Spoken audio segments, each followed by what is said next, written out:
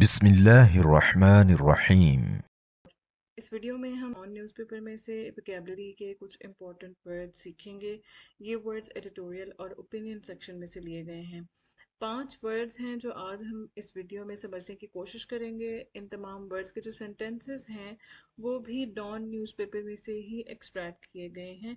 Video के and तक हमारे साथ रहिएगा। अगर आप चैनल पर नए हैं तो काइंडली चैनल को सब्सक्राइब कर दें और बेल आइकन को ज़रूर हिट करें ताकि आपको हर आने वाली वीडियो का नोटिफिकेशन मिल सके। और अगर आप हमारे पुराने सब्सक्राइबर हैं तो आपका बहुत शुक्रिया। आइए बढ़ते हैं उन अल्फाज की तरफ जो हम इस वीडियो में सीख रहे हैं।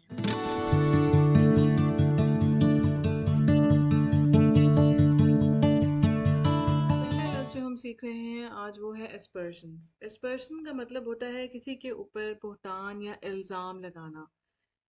An attack on the reputation और इंटेग्रिटी ऑफ समवन और समथिंग। हम इसका सेंटेंस देखते हैं जो कि डॉन एडिटोरियल में से लिया गया है। एडिटोरियल का नाम है हेग कोर्ट्स रूलिंग।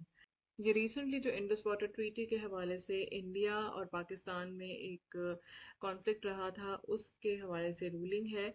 और ये सेंटेंस है surprisingly while Pakistan has welcomed the decision India has reacted in a belligerent manner casting aspersions on the court it has rejected the decision। Synonym इसका है विलिफिकेशन, डेफेमेशन।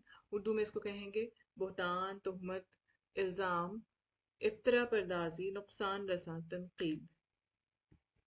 अगला लफ्ज़ है फार्सिकल।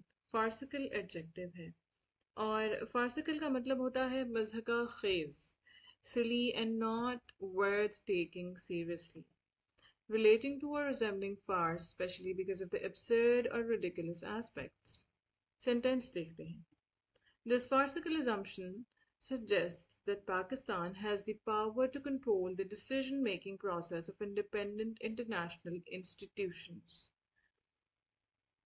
ये भी इसी एडिटोरियल का हिस्सा है जिसका मैंने पहले जिक्र किया था। सिनोनिम है humorous, comedic, funny, comical, ridiculous. Urdu में इसको कहेंगे मज़ाक़ खेज। आप इन अल्फाज को मज़ीद मेमोराइज करने के लिए ना सिर्फ अपने जुमलों में इस्तेमाल करें बल्कि उस एडिटोरियल को भी पढ़ने की कोशिश करें। और इस तरीके से आपको कॉन्टेक्स्ट में भी मीनिंग समझ में आएगा। इस तरीके से आपको कॉन्टेक्सचुअल मीनिंग भी समझ में आएगा अल्फाज का और आपको ये लफ्ज़ ज़्यादा देर तक याद रहेंगे। अगला लफ्ज़ है इम्पीरियस। इम्पीरियस है एडजेक्टिव और इम्पीरियस का मतलब होता है, इम्पीरियस को आप याद रखिए इम्पीरियल से, शाहाना, हाकमाना। और इसका मतलब होता है expecting people to obey you and treating them as if they are not as important as you, या फिर marked by arrogant assurance। Sentence देखते हैं। President Donald Trump wants to be known and acknowledged as a man of peace, but his imperious conduct and record so far are at sharp variance with this। इसका synonym है authoritarian या डोमिनेयरिंग और मुतकब्बिर, मगरूर या हाकिमाना। ये इसकी उर्दू में ट्रांसलेशन है।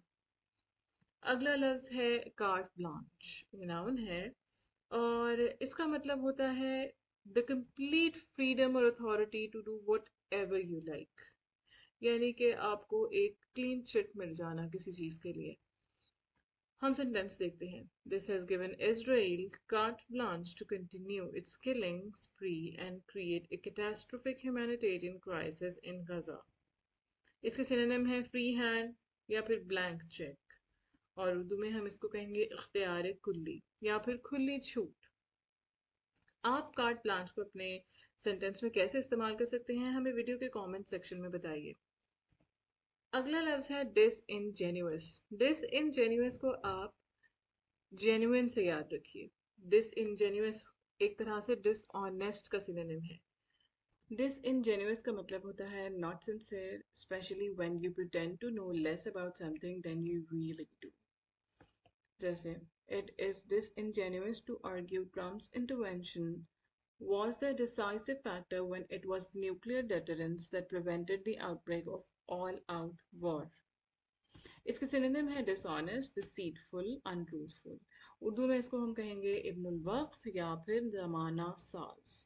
उम्मीद है कि इस वीडियो से आपको काफ़ी कुछ सीखने को मिला होगा। आप अपने सजेशंस को हमारे वीडियो के कमेंट सेक्शन में ज़रूर शेयर कीजिए और अपना फीडबैक भी ज़रूर शेयर कीजिए। Thank you for watching.